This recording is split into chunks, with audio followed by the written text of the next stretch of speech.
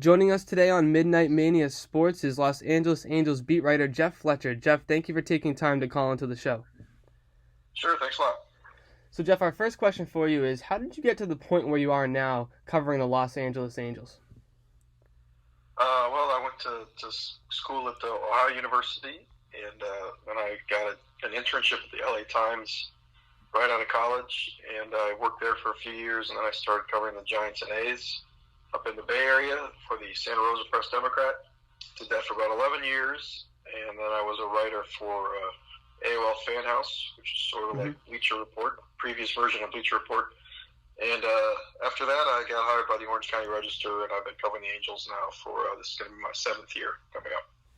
Hi, Jeff. So you posted your MLB Hall of Fame ballot on Twitter, and clearly you were not the one who didn't vote for Derek Jeter. So do you see any real reason that someone wouldn't vote for Jeter? I can't really think of a good reason. If somebody might have, wanted to, you only get to vote for 10 people, and maybe they felt like there were 10 other people they wanted to use their votes for, since Jeter was obviously going to make it with or without his vote. That's the only possible explanation, although I don't think that's a great explanation, because there are enough other people who are kind of in the middle that they wouldn't have gotten in or fallen off the ballot if you withhold one vote from them. But I don't know the answer.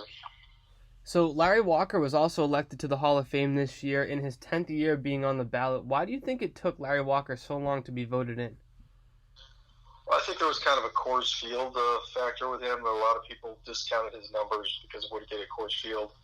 He also he had a lot of injuries throughout his career, so he didn't have the volume that a lot of people like to see out of Hall of Famers, and it just took some people some time and to change their minds on him, I think.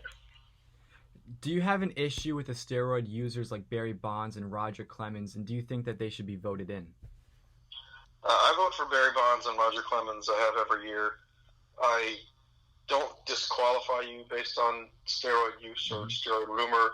I just sort of take it into consideration as I view your career. So a guy like Sammy Sosa, for example, I do not vote for, because I feel like Sammy Sosa's whole career is just based on home runs, which is, obviously affected by steroids. And, a guy like Bonds was more of an all-around player. He was a good player earlier in his career when there was no evidence that he was using steroids.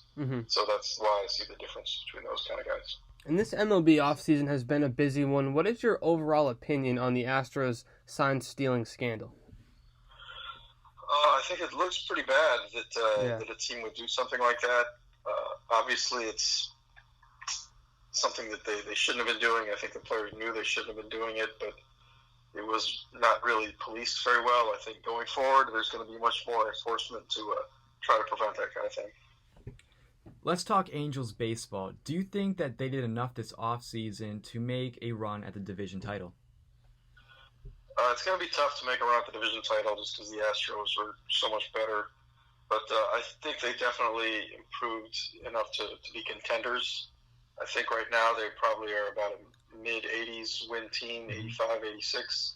And if they get some breaks, some surprising performances by some of their young guys, they could certainly push that up to 90 or 91, which might have them in the conversation for the wild card, although the last few years it's taken about 96 to get the wild card. But I think they should be able to contend at least. And what is your overall opinion on the Anthony Rendon signing? Obviously one of the best third basemen and one of the best overall hitters in baseball. He should be a nice compliment to Mike Trout, don't you think? Yeah, that's definitely a pretty good back-to-back combo in the lineup. Those are two of the best players in baseball. And, For sure. a lot of people just assumed the Angels needed pitching, which they did, but you certainly never hurt your team by improving in any area. And even getting a solid middle-of-the-order bat like that, great defensive player, I think is definitely going to help. Do you see Mike Trout finishing his career as the greatest baseball player of all time? That's pretty tough to say. It's hard to even be for sure who right now is the greatest baseball player of all time. I'm kind of a Willie Mays guy myself, but the other people think it's Babe Ruth or who knows. But he's certainly going to be on the short list if he continues going as he is.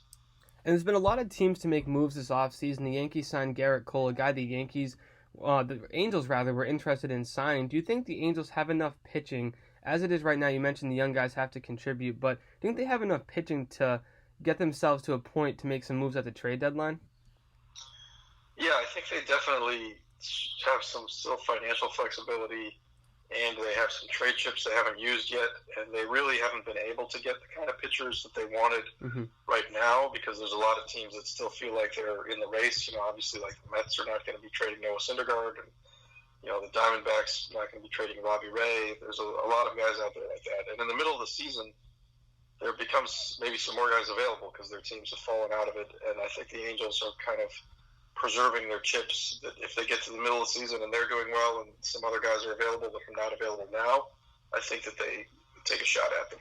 And one of their top prospects is Joe Adell. Do you see them ever moving him in a trade to bring in some pitching? I think it would have to be a very, very special trade for an impact pitcher who's got multiple years of control left, not just a rental for even 1 or 2 years. I think it's pretty hard to imagine that it would happen anytime soon. Well, Jeff, I want to thank you for taking time to call into the show, and best of luck to the Angels this year.